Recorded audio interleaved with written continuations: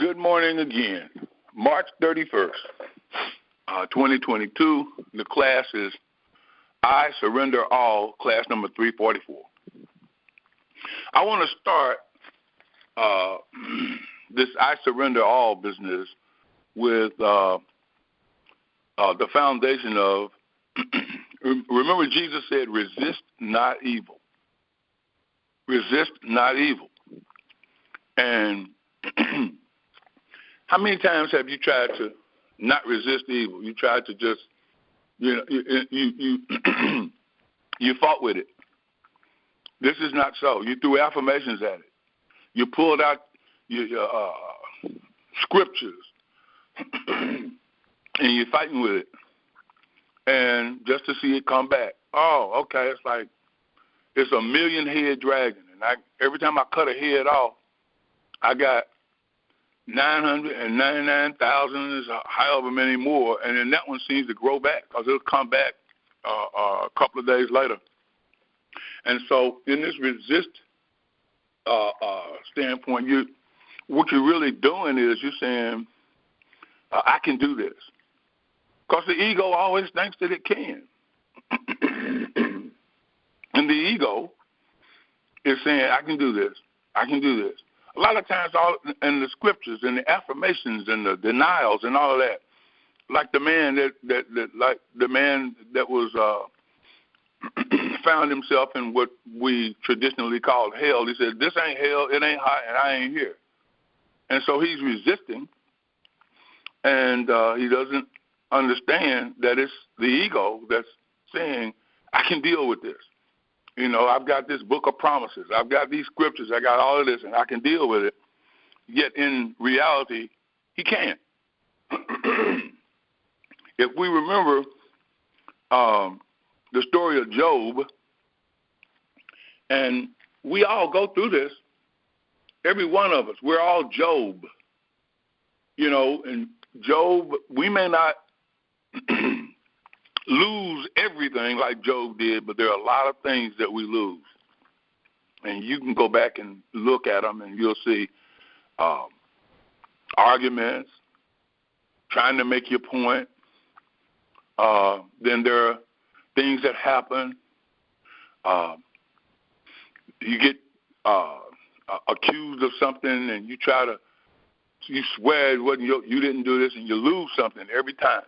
You're always losing something when you're resisting.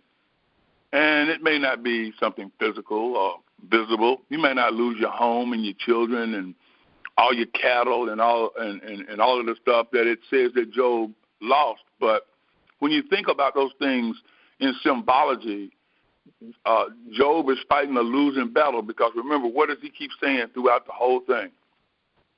But I didn't do nothing wrong.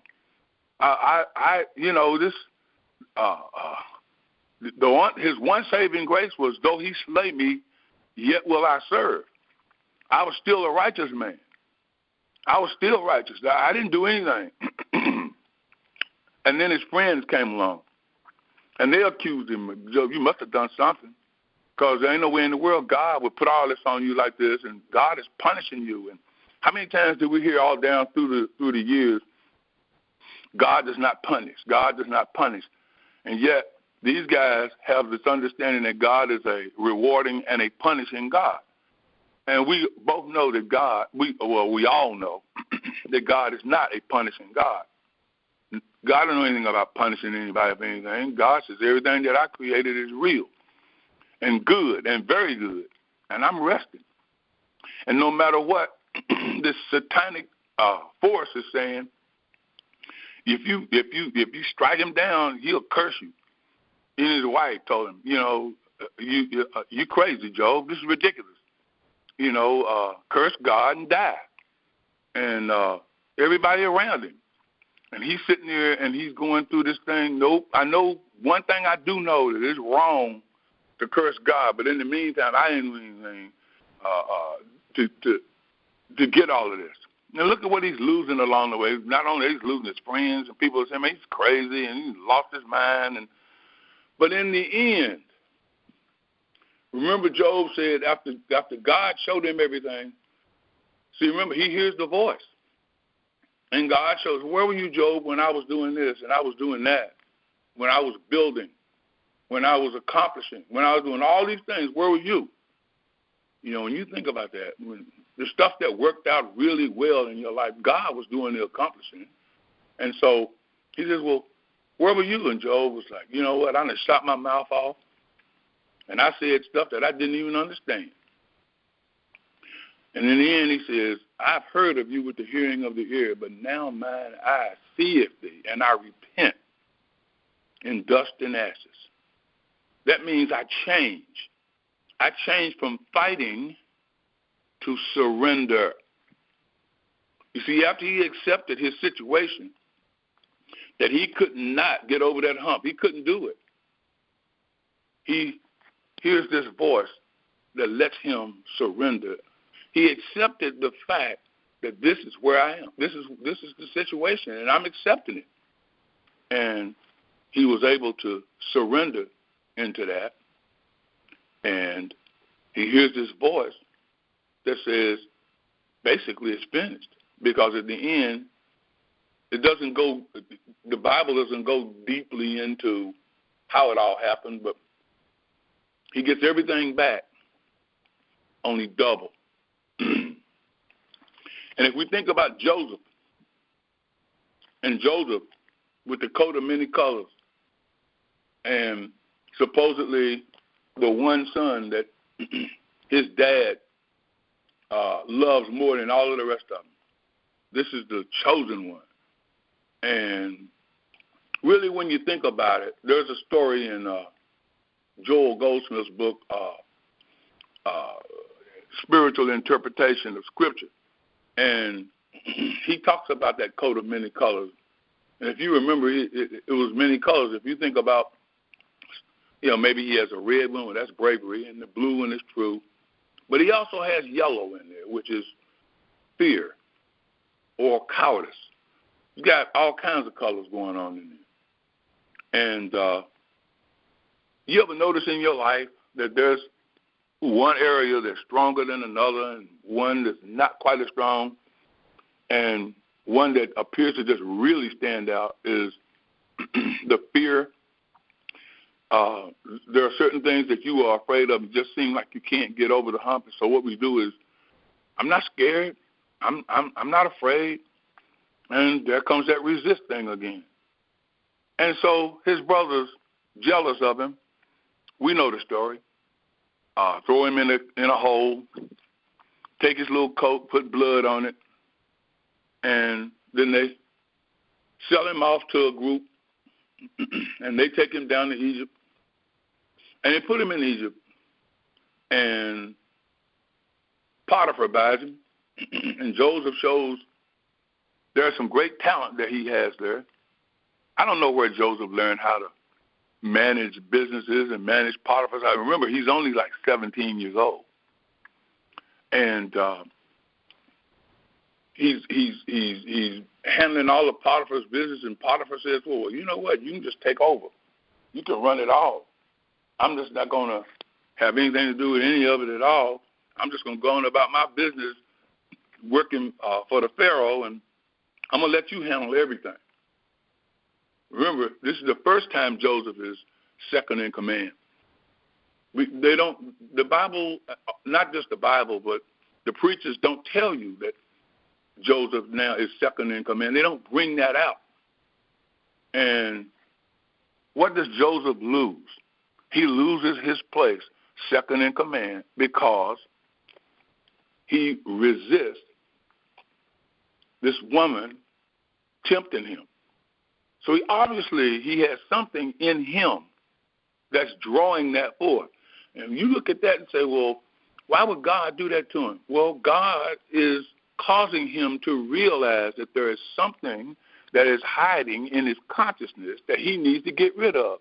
And that is, he has this desire for female companionship, but it's not quite right because Potiphar's wife is trying to get with him. And when he resists, she then grabs a piece of his robe or his tunic or whatever he was wearing and goes and tells Potiphar a lie on him. And what happens? He loses everything and gets thrown in jail. And he's in jail for a long time until some guys get put in jail and Joseph interprets their dreams.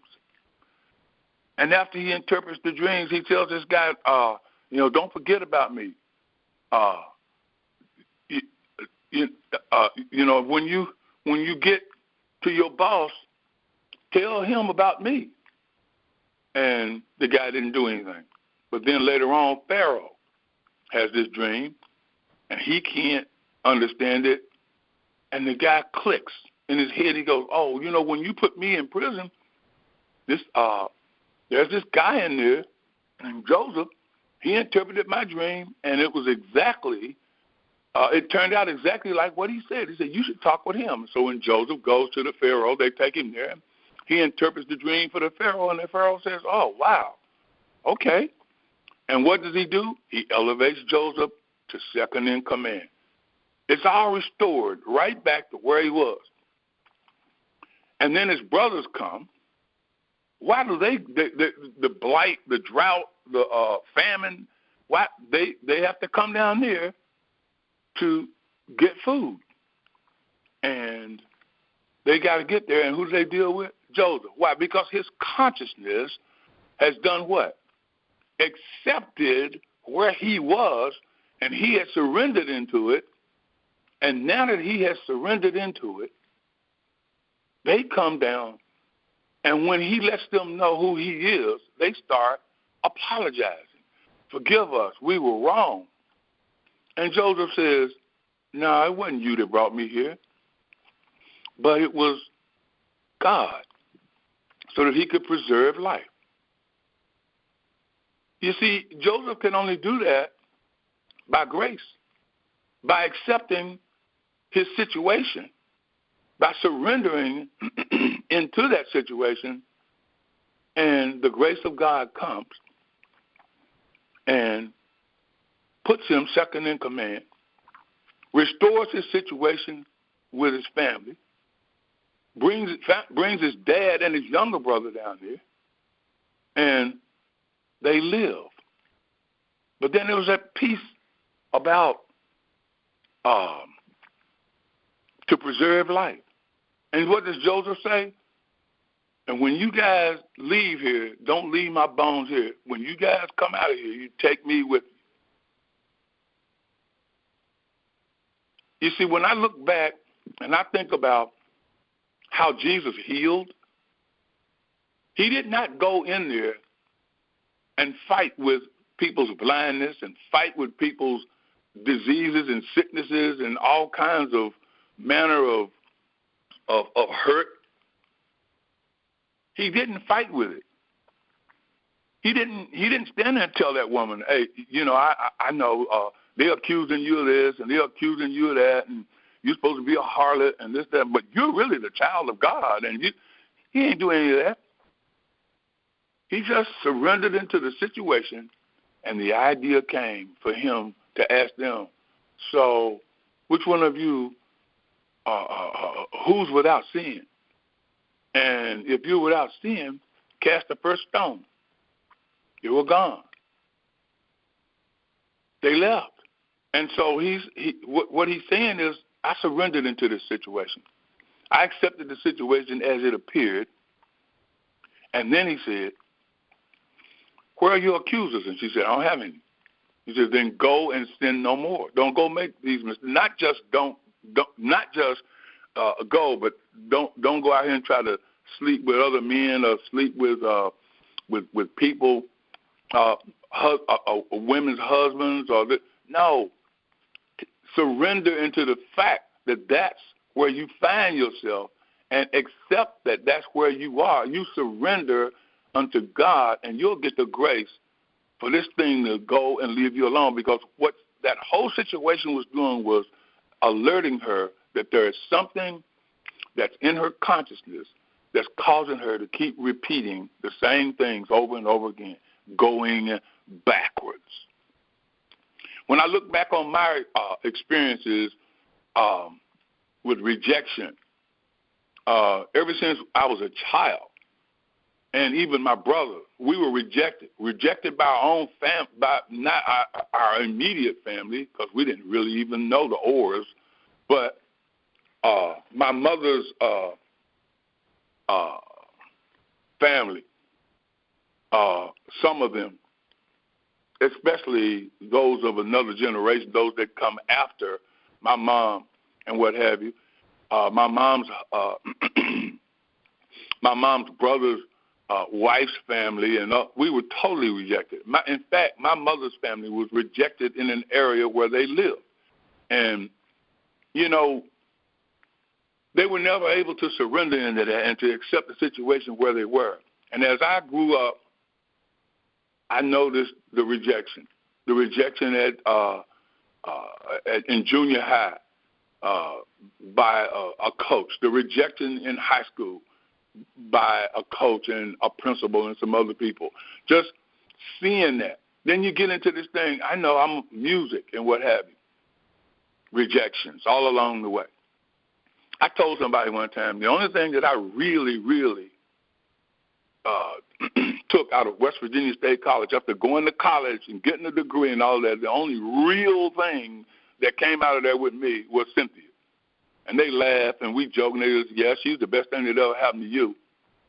But it took years and years and years of accepting the fact that this is where you are. This is what's happening. This is the appearance that you're dealing with. And when you accept that and you surrender to it and realize, I can't do this. I can't get beyond this. I can't make these record companies like what I do. I can't make these people accept the fact that I have music that can touch the heart, that people can emotionally feel better. I'd even had churches, people get up and go, you write music that can heal. But that same church rejected me. And this was back in 1979 and 1980, two different churches. And I, over the years, kept asking myself, what is it that I'm doing wrong? Never getting to the answer, always resisting, always fighting, always trying to come back with, my music is better than Tiny Tim. And it's like, come on, man, I got Spread Love. He got Tiptoe Through the Tulips. Something's wrong with this. And I had never accepted where I appeared to be in the moment. And I just could not seem to get to that point. You see, when you surrender, you actually heal. You put yourself in position to realize the good that we talked about last week in 1 Corinthians chapter 2. The Spirit reveals to us the good that God has prepared for us. And this week, this seemingly has added to my ability to surrender, to accept. This is where you are. This is what you're dealing with.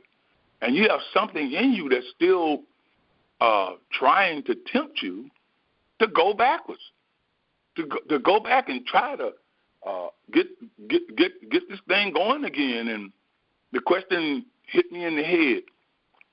What did you do to get that man to sample your voice and put it on his record? I did nothing. I didn't do anything at all. I had let that whole thing go. In fact, my mind, I remembered one day when somebody asked me if they could re-release the album Spread Love, and that they would pay me to do it, and they wanted a contract. And Cynthia looked at me, she said, see, you thought it was all over. She said, but it's not over. You're starting all over again.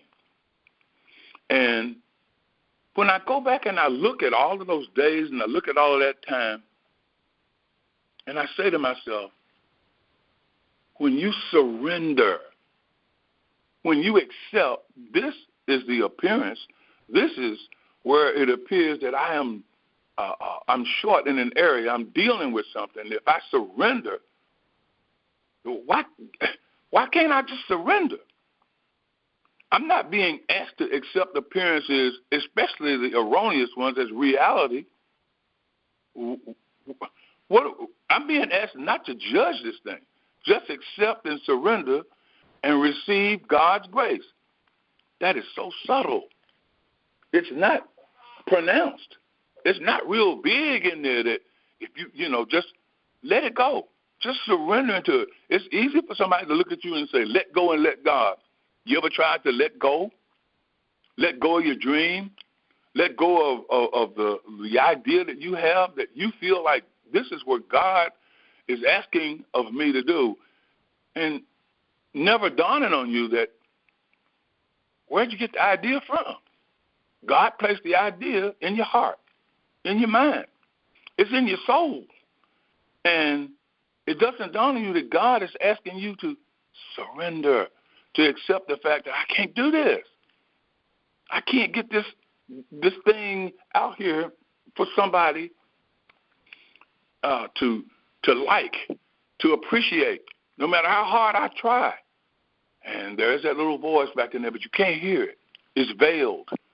And it's saying, surrender.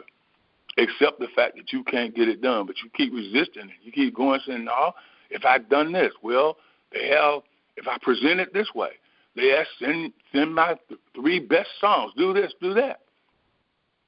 No, I'm asking you to surrender, because what I have done forever. Remember, we started out, the whole foundation of this is Ecclesiastes chapter 3. What God does is done forever. Nothing can be added to it, nothing taken away. That which is to be has already been. It's like, is it that simple? God is saying, I already did this. I'm just asking you to let your consciousness be clean by accepting that this is done, by accepting that you're dealing with some stuff that's going on in you. See, you got to remember, only grace is going to harness this ego. And, this ego always wants something, no matter what. No matter what. The ego constantly wants something. And that's the thing that has to be surrendered. This desire, what's the hidden intention here? What's the agenda? Well, if I sell all these records, I'll be rich. I'll be like the people in Hollywood. I'll be like the great singers of the world.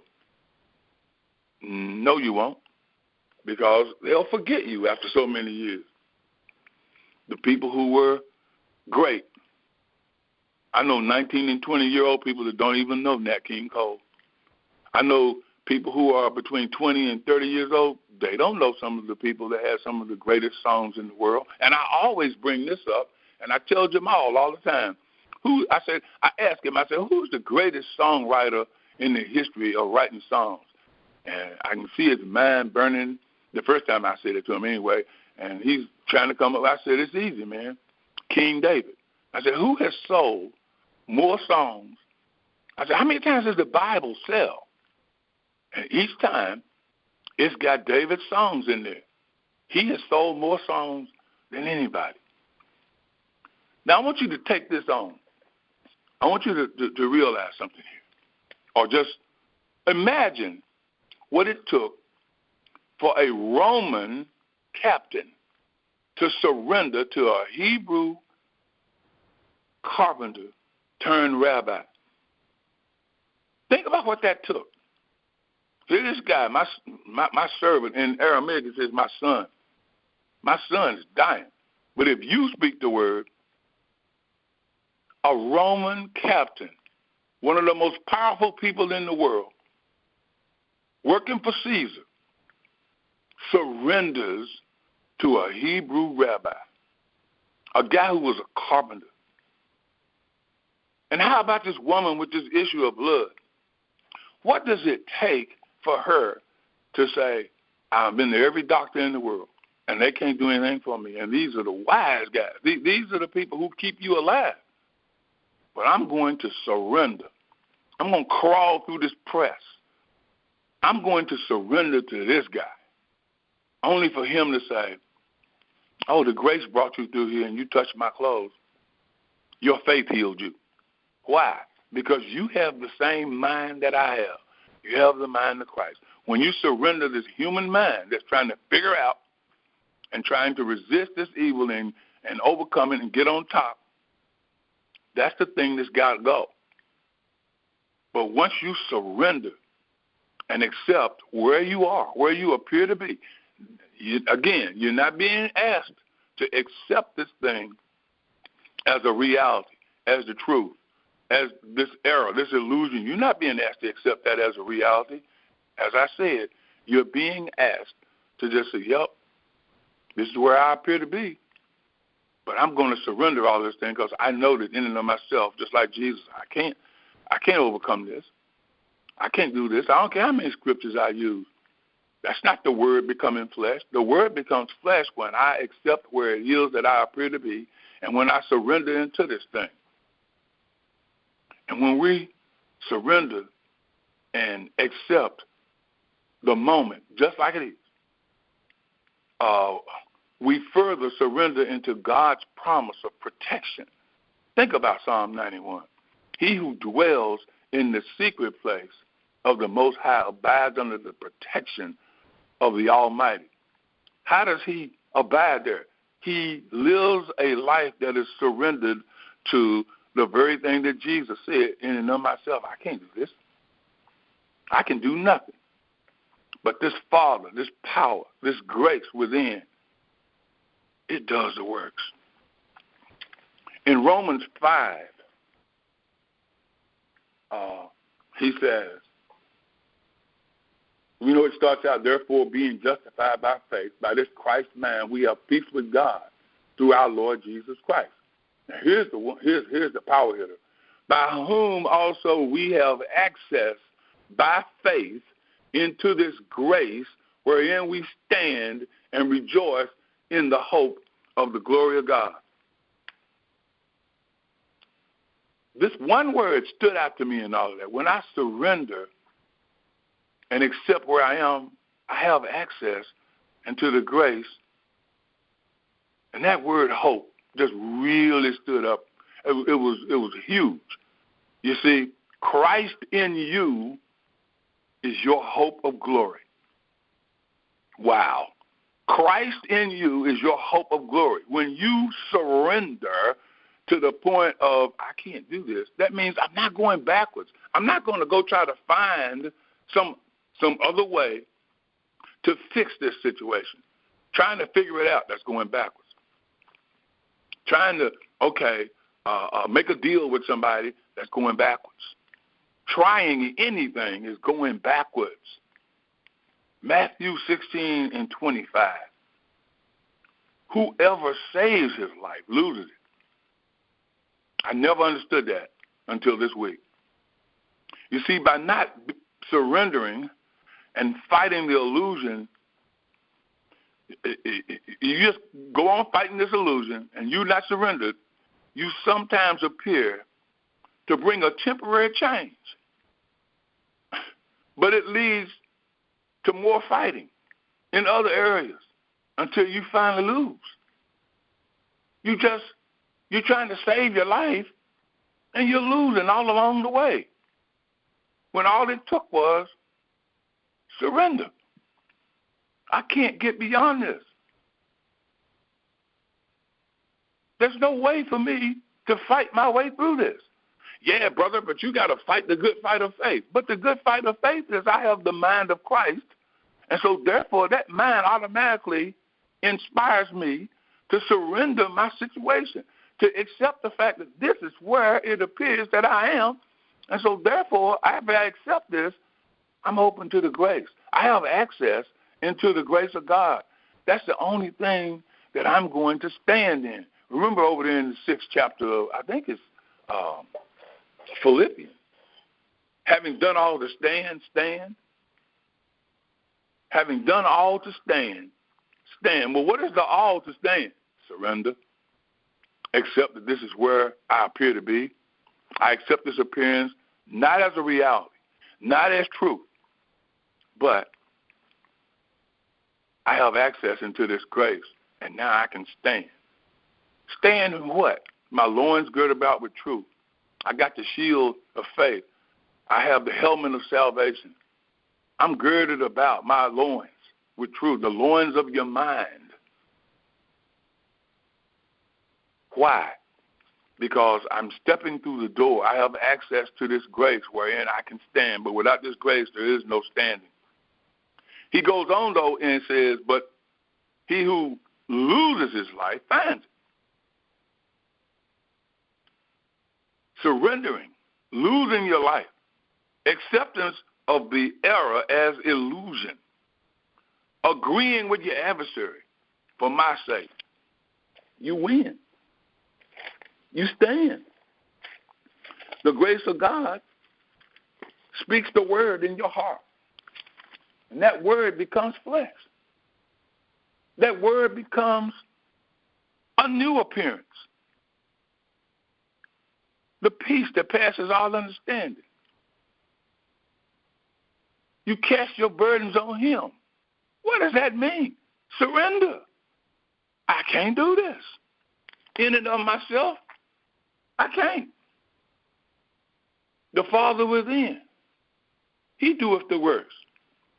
God has to give us the grace to surrender and to stand. We can't even surrender. I'm trying to let this go, but I can't. I know. But I'm saying to you that I, through my grace, can cause you to surrender. I can cause you to accept this thing for where and what it is. It's an illusion. It's a mirage. It's error. And as long as you keep fighting with it, it's going to keep fighting back. You know, I told you guys this story a million times, and I'm just going to cut to the chase with it this time. When my mother could not get a job, she went on a vacation, and she said, what? I ain't going to try no more. You know, that's the one thing that I take. I take a lot of things, wisdom from my mom, but that was the most powerful statement that I've ever heard her make. I ain't going to try no more. She surrendered that whole situation. And as long as she stayed in that surrendered state, she had accepted her plight where she appeared to be, she got job after job. And her first job ended with integration, and the principal called the superintendent of schools in another part of Virginia, and she got a better job teaching French and Spanish and English because she was surrendered. God will always give me the kingdom. It is his good pleasure to give me the kingdom. The kingdom of what? His voice, his word, his counsel. Well, if I know that's what I'm getting, then the first thing I'm going to do is ask and receive. Receive what? God, give me the grace to be able to surrender this situation because I'm never, ever going to get over this hump. I'm never going to get this thing done. And I know that this is your idea. You gave me this. You brought me to this point. I don't want to go backwards. I don't want to go back to, okay, I got a better song, so I'm going to present it in a different way. I know I've learned all this metaphysics, and I've learned all of this mysticism, and now I can go out here and I'm going to go to another church, and I'm going to have them listening, and they're going to get healed from my music and from my teaching. And my intention is it's meant well, yeah, but there's one thing that you lack. Sell all and come and follow me. What? Yeah. Don't go backwards. Don't go back to trying to get people to listen to you. Don't go back to trying to get people to hear what you say. Don't go back to getting people to make a bunch of affirmations and try to work their way through their situations. That's going backwards. Just surrender, man. I've got something that your eye has not seen, your ear has not heard, nor has it entered into your mind and your heart, that which I have prepared for you. But you're never going to have it unless let me put it this way. You're never going to experience it unless my grace causes you to surrender. Unless my grace causes you to let go, to accept where you appear to be. Just accept it. And you will see the goodness of the Lord in the land of the living. God, like Paul said, I can do all things through Christ. Christ is my hope of glory.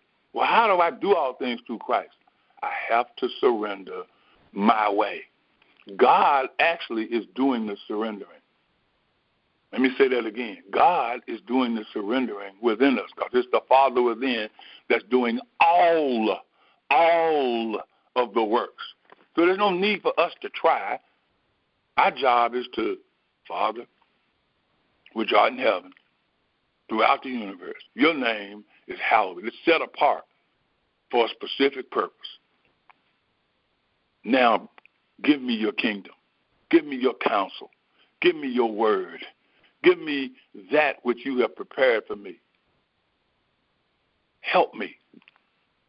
I want to surrender this because I know that surrender means the seed drops into fertile ground and the seed is going to pop up into a fully blown plant.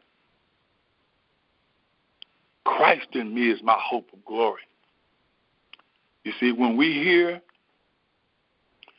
realize the voice, that voice is subtle, it's silent. When we feel, when we receive the release, when we feel this peace, we've heard the voice. Every time something disruptive, something that is distracting, something that feels uncomfortable, something that makes me feel like this is hard, this is difficult. The first voice I hear is, surrender this thing. Accept the situation that you can't do it in and of yourself. You cannot. And when you feel that release, you're surrendered. God just surrendered that thing.